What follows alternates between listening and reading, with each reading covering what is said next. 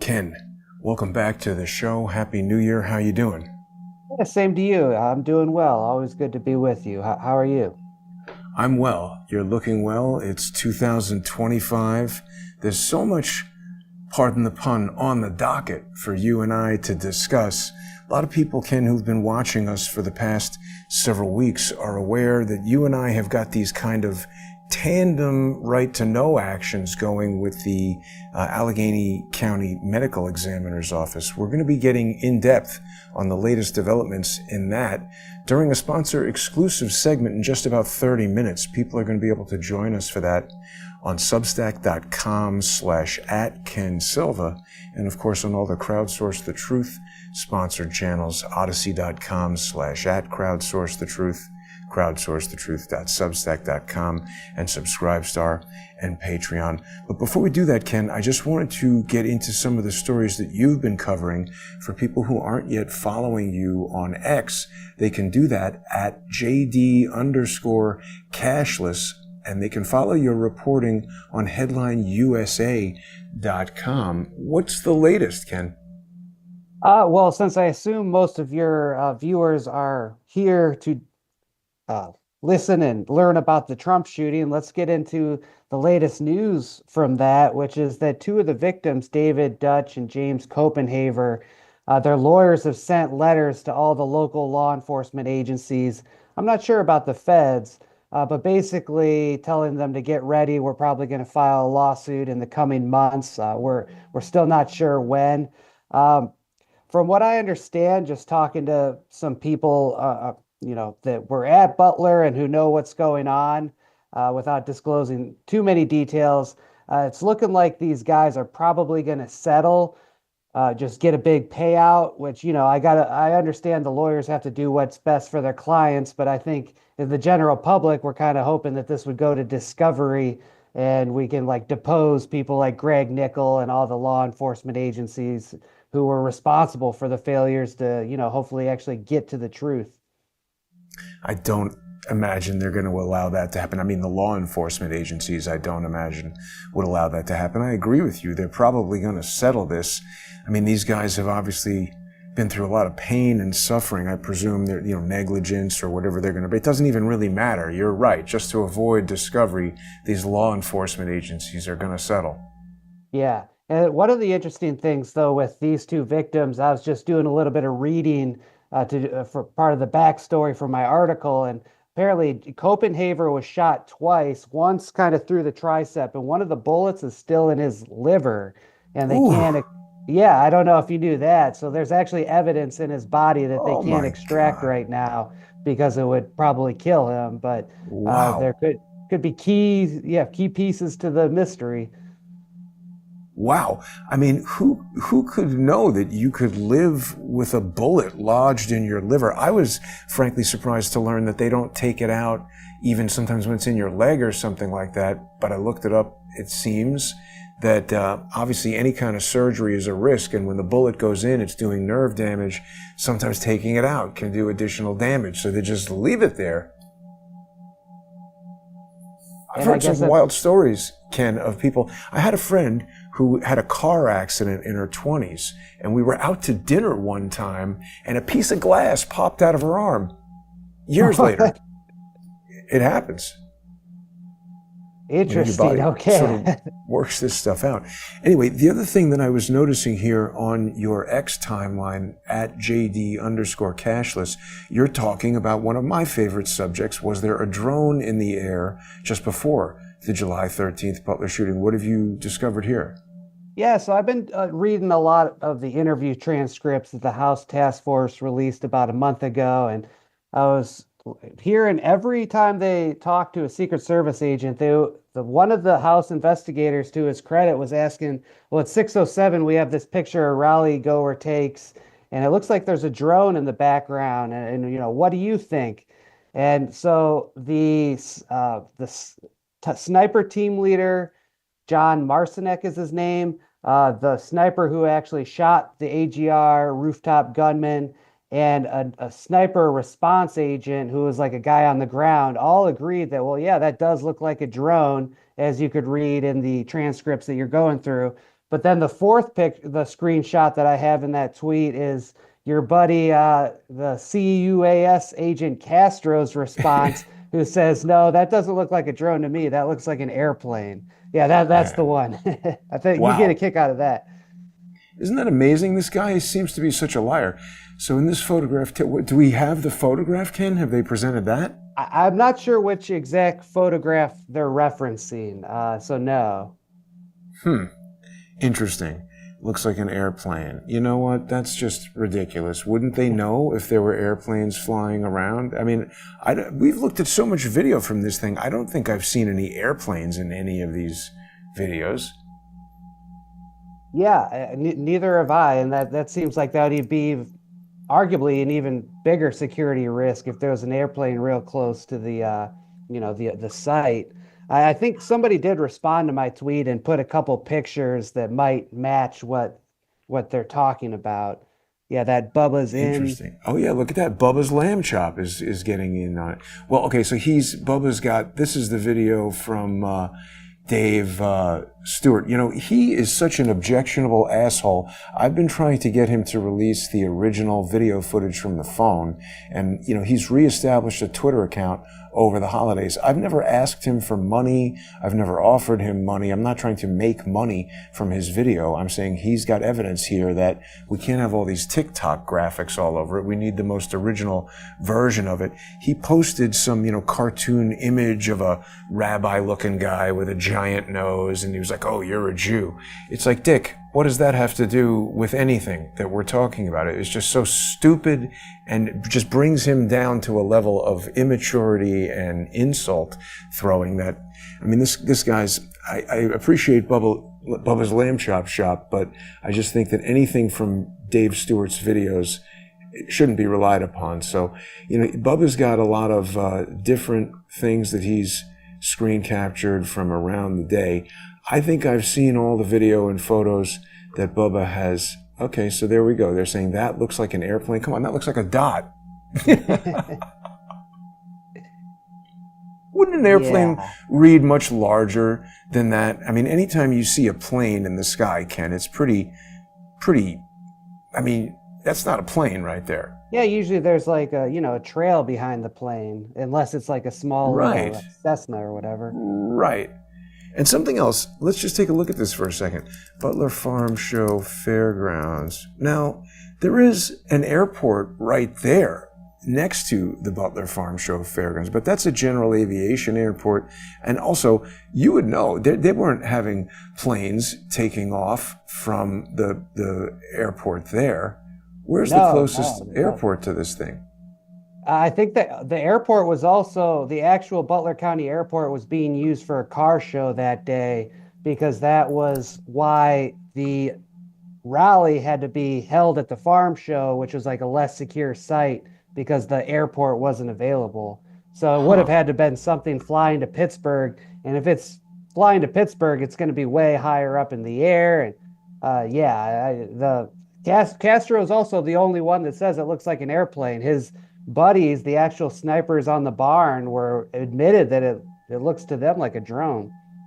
There's just so much evidence of drones being there. And, you know, there's been more of a dust-up with professional moron Palmer Luckey over the Christmas holiday. I don't know if you got a chance to see this video that I had produced, but I basically, you know, they're constantly adding these multimodal features to ChatGPT. Let me see if I can find it here.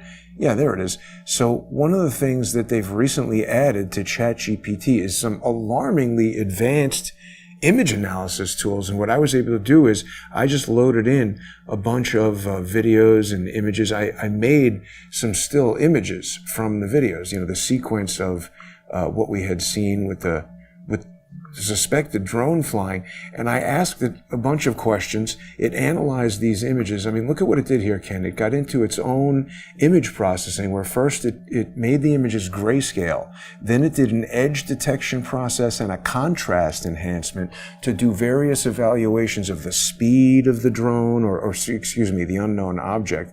various evaluations of the speed, the pixel intensity distribution. This is not me coming up with this. I'm just talking to it, asking it, hey, is this a drone or an insect? And asking it certain logical questions. It did all of this.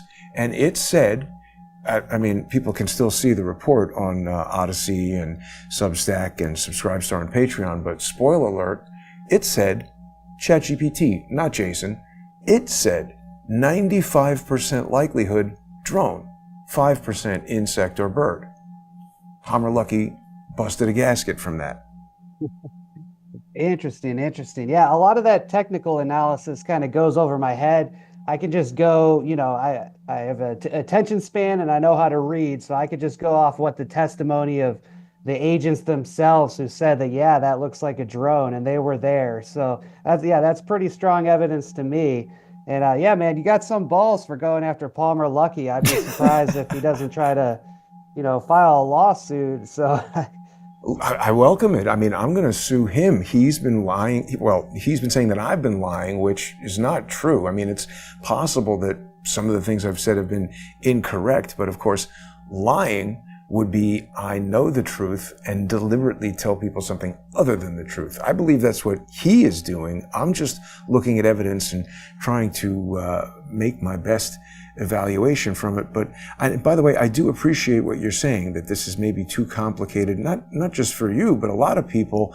I agree it's extremely complicated. But the thing that's interesting about it, Ken, is we've got a lot of different people coming at this from a lot of different angles. We've got the research that you've been doing, the legal work that you've been doing, this now image analysis from artificial intelligence.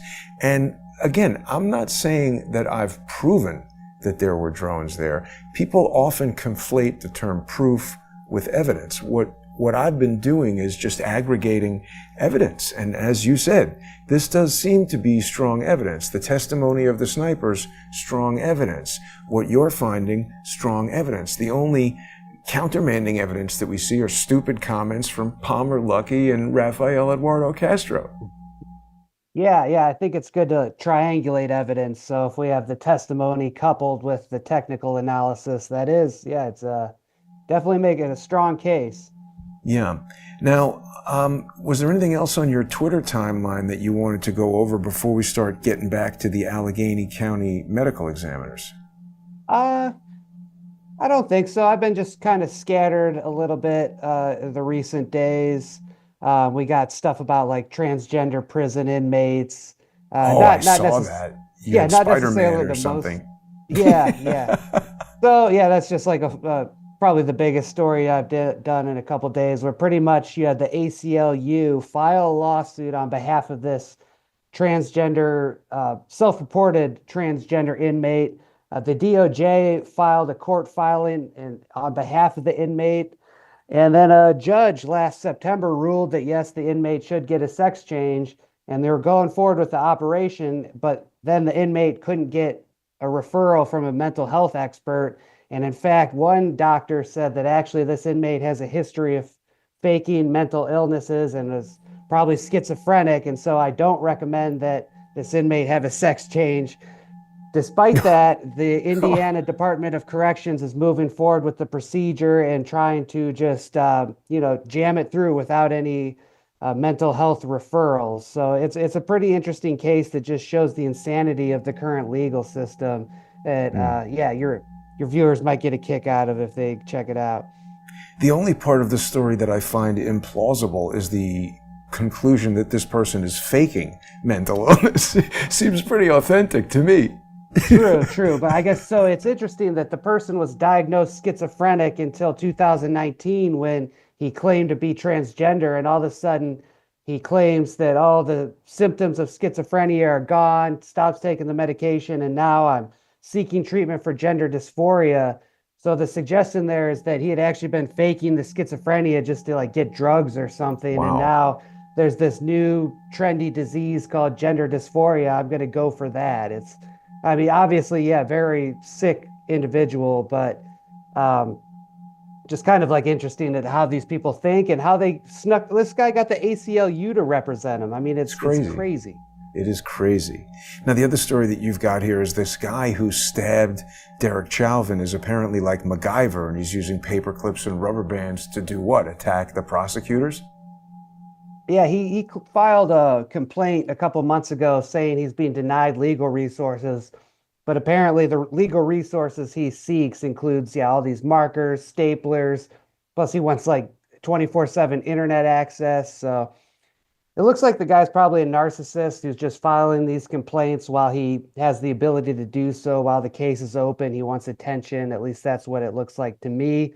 Although I guess I wouldn't want to give the benefit of the doubt to a private prison. So I guess we'll just see Right. how this all plays out. Now, I don't know if you're aware, but this Core Civic, this was Dick Cheney was indicted for something to do with Core Civic. I think he owns it or is somehow on the board or something like that. His indictment signals the need for a federal grand jury. This is back in 2008. Dick Cheney, blah, blah, blah. It used to be called something like Prison Inc. or something like that, and they changed the name, you know. It's not Core Civic during this thing, but let's just ask real quickly, what was the original name of Core Civic? Corrections Corporation of America, that was it. And then Dick Cheney. It is evil that they have these for-profit prisons, in my opinion.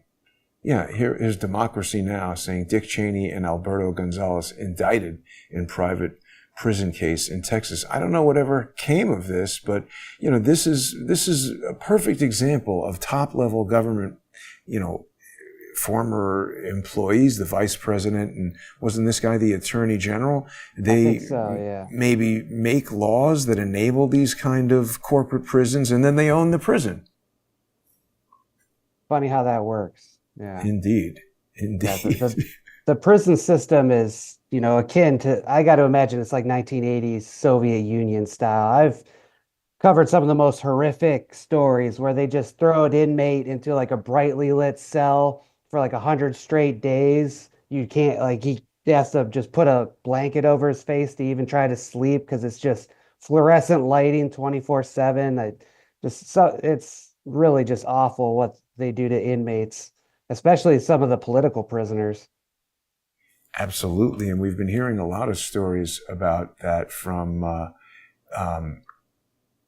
January 6th defendants. I don't know if you got a chance to see, I had a brief interview with the Lectern guy. It's interesting. I'm having a hard time finding him here on Twitter right now. Why is that? Maybe I'm spelling Lectern incorrectly. But here he is. The Lectern guy is Adam Johnson. I was in D.C. on January 6th, and Adam was nice enough to join me on a remote call. He is starting a charity that is going to help people who've been wrongly imprisoned. So he's really an impressive guy in terms of his attitude, despite what's happened to him. Here he is, enjoying a little Trump champagne. I don't know if you've spoken with Adam. Yeah, I have talked to him once. He is a really nice guy.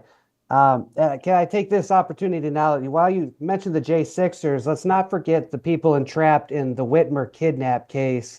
There's two inmates that are actually in the Florence Supermax prison in Colorado, where like Terry Nichols, I think Ramsey Youssef, the Unabomber before he passed away was there. Like just the harshest prison in the country is where just like these two Michigan guys that were caught up in this fake FBI plot to kidnap the governor. Just absolutely awful what happened to them, and they're kind of being overlooked by because of the January Sixers. And I think we could walk and chew gum here at the same time, so they need to be pardoned as well. Thank you for bringing that up. I presume you're talking about Adam Dean Fox, but I'm not familiar with the other inmate. Barry Croft is the other inmates. Oh, there he is, right, Barry Croft. I thought these guys were on the road to winning this case. What happened? They have a pending appeal that looks promising. The Sixth Circuit had a hearing a couple months ago, and they were asking the right questions to the prosecutors about the conduct of an informant named Stephen Robeson, who was getting them to do drugs and then pretty much just having them say wild things on the microphone. A lot of dirty stuff happened in that case, and it's looking promising, but you never know with appeals court justices. A lot of them were put on those panels for, bad reasons. Wow. Yeah, it's really a crazy, crazy case. And, it hits close to home because, many years ago, I believe I was targeted for an FBI operation like this. I don't know if you have read the story about the closure of the port of Charleston, but that was done, the YouTube live stream that led to that closure was live streamed on my YouTube channel with information coming from a guy named George Webb. And since then, he and his brother have been trying to tie up loose ends, run a cleanup operation, I would say, basically get me arrested and thrown in jail for that whole thing. And so I think the FBI does this sort of thing kind of all the time. The other thing that I was doing the other day on January 6th, after the, just being there outside in the freezing cold in Washington, D.C., there was a January 6th pardon press conference. And I went there and observed a number of people who I suspect work for the FBI. Have you ever seen this guy, Ezra Frisch? Ezra Frisch, is that like comedian guy? He is a comedian, yes. But I think he's also a professional kind of disruptor. I always see him at events where the police are, and he's kind of like trying to start fights. And he couches it in a comedy routine where he's, asking people stupid questions, trying to make Trump supporters and everything look ridiculous. And there's a lot of suspicious things about him.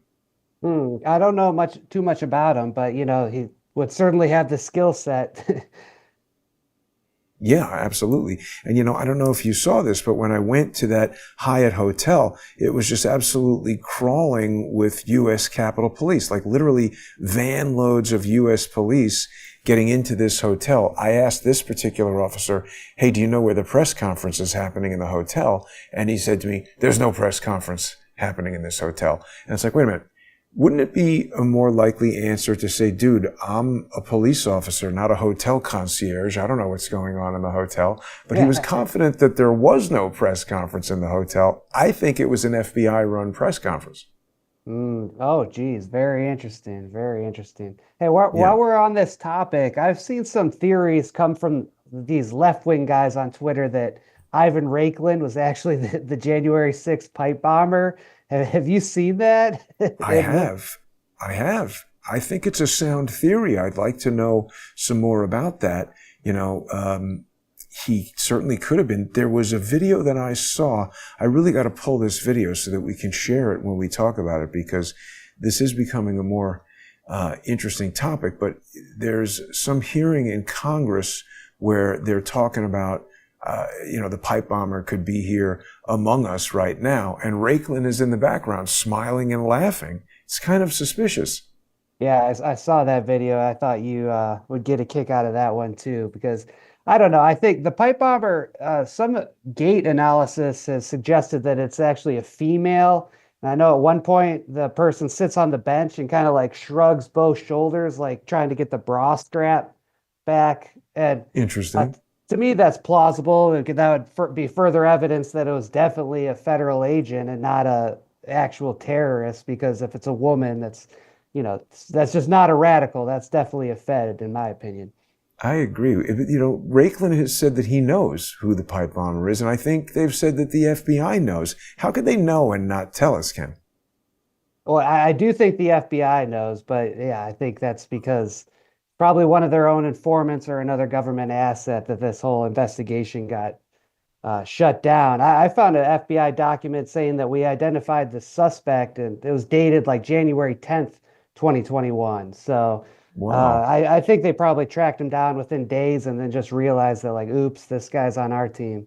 It could easily be correct. I think that happens pretty often. So, Ken, we're about to make our way over to the sponsor-exclusive segment where we're going to get in-depth on the latest developments with the Allegheny County Medical Examiner's office and both of the right-to-know actions that you and I have been involved in. I want to make sure that people who are interested in this follow you on X at JD_cashless, and also support you on Substack. Ken has recently started a Substack. People can get on there at substack.com/@Ken Silva. We're also going to be simulcasting on all of the Crowdsource the Truth sponsored channels, so people can watch us on odyssey.com/@Crowdsource the Truth, crowdsourcethetruth.substack.com, and subscribestar.com or patreon.com/crowdsource the truth. We'll be right back. Stay with us.